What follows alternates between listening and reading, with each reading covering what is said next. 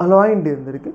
ప్రస్తుతం 2 తెలుగు రాష్ట్రాల్లో అలాగే దేశవ్యాప్తంగా కూడా సంచలనంగా మారిన ఏదైనా గ్రామం ఉన్నది అంటే ఆ గ్రామం పేరు వచ్చేసి తురకపాలెం గ్రామం. ఎందుకు ఈ గ్రామం ఇంత సంచలనంగా మారింది అంటే ఈ గ్రామంలో అంతు చిక్కని వ్యాధితో కేవలం 3 నెలల్లోనే 30 మంది చనిపోయారు. మీరు క్లియర్‌గా అర్థం చేసుకోండి. ఒక చిన్న గ్రామంలో 3 నెలల్లో 30 మంది చనిపోయారంటే ఆ గ్రామంలో పరిస్థితులు ఏ స్థాయిలో క్షీణించిపోయినాయో మనమైతే అర్థం చేసుకోవచ్చనమాట.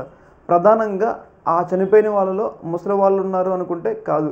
చనిపోయిన వాళ్ళలో మధ్య వయసు వాళ్ళు ఉన్నారు, యంగ్ యూత్ ఉన్నారు, ముసలి వాళ్ళు అంటే అన్ని ఏజ్‌ల వాళ్ళు చనిపోతున్నారు. అయితే ఎందుకు చనిపోతున్నారు అంటే వాళ్ళకొచ్చిన వ్యాధి ఏందనేది ఇంతవరకైతే అంతు చిక్కట్లేదనమాట.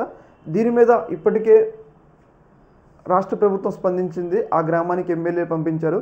అలాగే కలెక్టర్, అలాగే మనం చూసుకున్నట్లయితే కీలకమైన వైద్యాధికారులు అక్కడికి వెళ్ళి ఆ గ్రామంలో ఉన్న నీటిని వాటన్నిటిని కూడా శాంపిల్స్ అయితే సేకరిస్తున్నారు. అంటే ఏమైనా ఆహార కలుషితం కానీ నీరు కలుషితం వల్ల వీళ్ళు చనిపోతున్నారా అని చెప్పేసి ప్రాథమికంగా వాళ్ళు ఒక నిర్ధారణకి అయితే రావాలి. అంటే వాళ్ళకి జ్వరం వస్తుంది, జ్వరం వచ్చిన వెంటనే చనిపోతున్నారు ఒక 2 డేస్ ఉండి. అయితే ఎందుకు చనిపోతున్నారు అంటే జ్వరం అందరికీ వస్తుంది కదా, అందరూ చనిపోరు. ఎందుకు చనిపోతున్నారు అంటే వాళ్ళు వాడే నీటిలో ఏమైనా కలుషితమైన ఉన్నాయా, ఇంకేమైనా సంథింగ్ వాళ్ళైతే ప్రాథమికంగా నిర్ధారణకు వచ్చింది ఏంటంటే నీరులో కలుషితం జరుగుతుంది అని చెప్పేసి ప్రాథమిక నిర్ధారణ. అంటే ఇంకా పూర్తిగా శాంపుల్స్ అంటే టెస్టులు చేసి నిర్ధారణ చేయలేదు.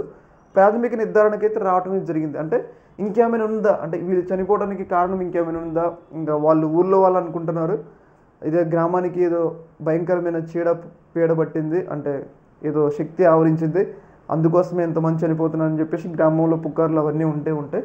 ఏదేమైనా కానీ ఈ గ్రామం అనేది ఇప్పుడు రాష్ట్ర వ్యాప్తంగా ఒక పెద్ద సంచలనంగా మారిందనమాట. చూడాలి మరి ప్రభుత్వం కూడా, ఎందుకంటే ఇప్పటికే 3 నెలల్లో 30 మంది చనిపోయారంటే మామూలు విషయం కాదు. ఇది ఇంకా పక్క గ్రామాలకు పాకితే ఇంకా భయంకరంగా ఉంటుంది. కాబట్టి ఆ గ్రామంలోనే అసలు ఎందుకు జరుగుతుంది, ఏం కారణానికి ఈ పరిస్థితులు నెలకొని అని చెప్పేసి ప్రభుత్వం కూడా చాలా యుద్ధ ప్రాతిపదికగా స్పందించి ఆ యొక్క మరణాలను ఆపాలి అని చెప్పేసి మనం కూడా కోరుకుందాం. ఈ యొక్క అంశంలో మీ యొక్క అభిప్రాయాన్ని కింద కామెంట్లో తెలియజేయండి. ఓకే మరి, థ్యాంక్ యూ.